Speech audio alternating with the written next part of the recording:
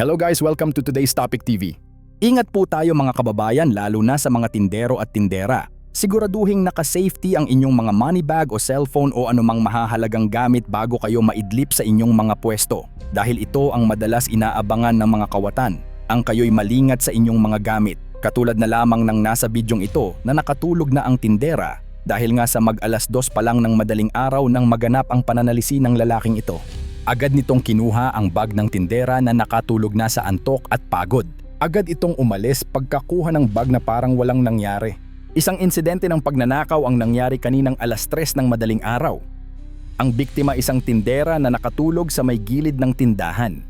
Nang isang lalaki ang palihim na lumapit upang tangkain umanong nakawin ang kanyang cellphone. Mapapansin sa video na gumagapang pa ang suspek na akala mo ay si Spider-Man para dahan-dahang kunin ang cellphone habang tulog ang biktima.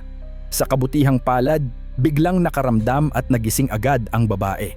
Nakahawak at nakasabit pa ang cellphone sa kanyang kamay, kaya hindi nagtagumpay ang magnanakaw at agad itong umatras. Wala namang naiulat na nasaktan sa insidente, ngunit malinaw ang babala nito sa lahat. Mag-ingat po tayo, lalo na sa madaling araw. Iba na po ang panahon ngayon. Wala nang sinasanto ang mga masasamang loob. Sa kasalukuyang panahon, tila wala nang pinipiling target ang mga magnanakaw. Kahit ang mga takip ng imburnal sa kalsada ay hindi na rin ligtas sa kamay ng mga kawatan. Isa itong halimbawa ng insidenteng naitala sa Mabini Street, Cotabato City, kung saan 3 kalalakihan ang nasangkot sa pagnanakaw na nakuhanan ng CCTV. Batay sa kuha, makikita ang 3 suspek na sakay ng isang payong-payong tricycle na pansamantalang huminto sa naturang lugar. Bumaba ang isa sa kanila at agad na kinuha ang takip ng imburnal, habang ang dalawa naman ay nanatili sa tricycle at tila nagbabantay sa paligid. Matapos makuha ang takip, mabilis na tumakas ang mga suspek sakay ng tricycle. Sa kasalukuyan, patuloy ang investigasyon ng mga kinauukulan upang matukoy ang pagkakakilanlan ng mga suspek.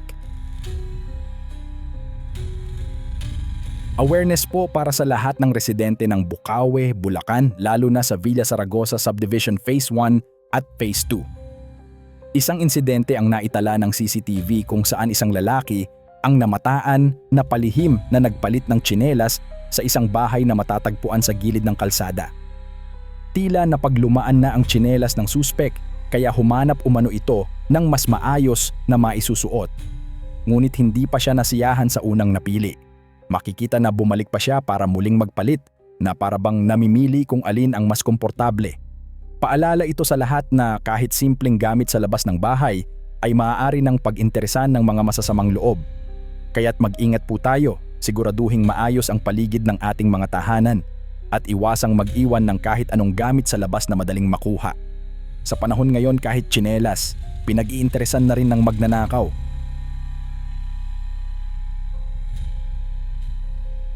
Isang riding in tandem naman ang nagtangkang agawin ang cellphone ng isang lalaking nakaupo sa kanto ng kalsada.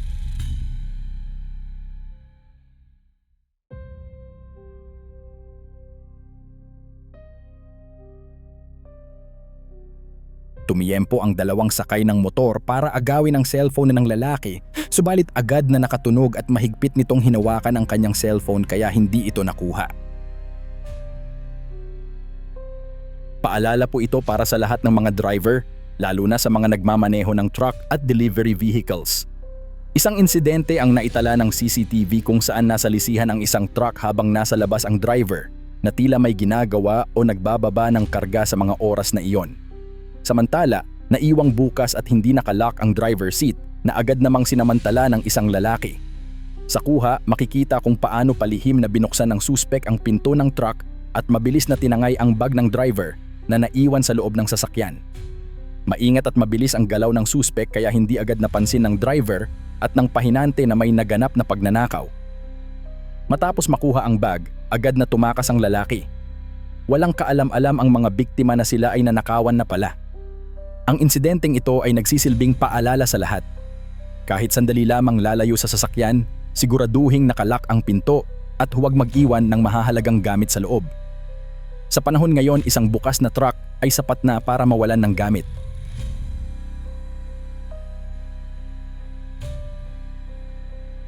Samantala dito sa Gensan, isang babaeng customer naman ang nakuhanan ng wallet ng isang babae habang ito'y namimili sa isang bakery. Ang babaeng kawatan pasimpleng dumikit sa tabi ng biktima at agad na kinuha ang wallet sa shoulder bag nito.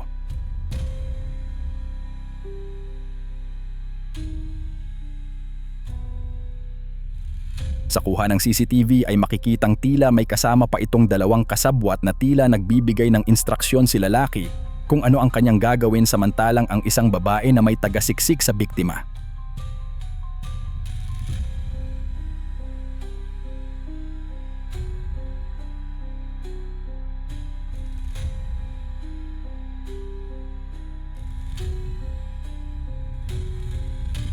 Sa unang tangka ng babaeng kawatan ay hindi agad nito nakuha ang wallet ng biktima.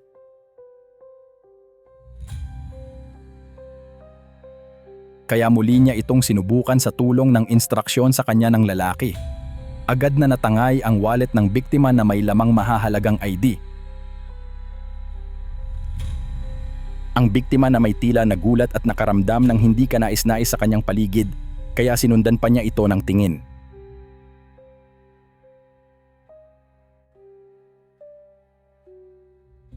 Isang insidente ng akyat bahay ang naganap kung saan nakapasok ang isang magnanakaw sa ikalawang palapag ng isang bahay habang natutulog ang mga residente.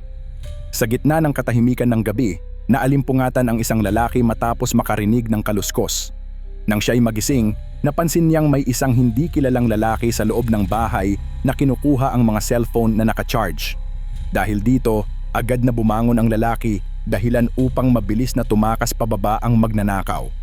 Nagising din ang asawa ng lalaki na may buhat pang sanggol at sumunod sa kanyang asawa palabas ng bahay habang hinahabol ang suspek.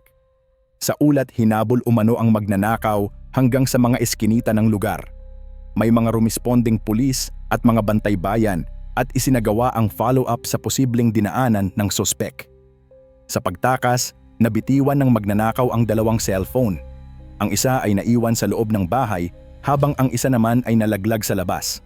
Dahil dito, naibalik ang mga gamit ng mga residente, bagamat nakatakas pa rin ang suspek. Paalala po sa lahat, siguraduhing maayos ang mga bintana at pintuan, iwasang mag-iwan ng cellphone o mahahalagang gamit na madaling maabot, at agad makipag-ugnayan sa barangay o pulis kapag may kahina-hinalang galaw. Sa panahon ngayon, kahit tulog ka, pwedeng pasukin ang bahay kung hindi mag-iingat. Isang babaeng kawatan naman ang nahuli sa CCTV na pumasok sa isang bahay at kinuha ang cellphone ng babaeng natutulog.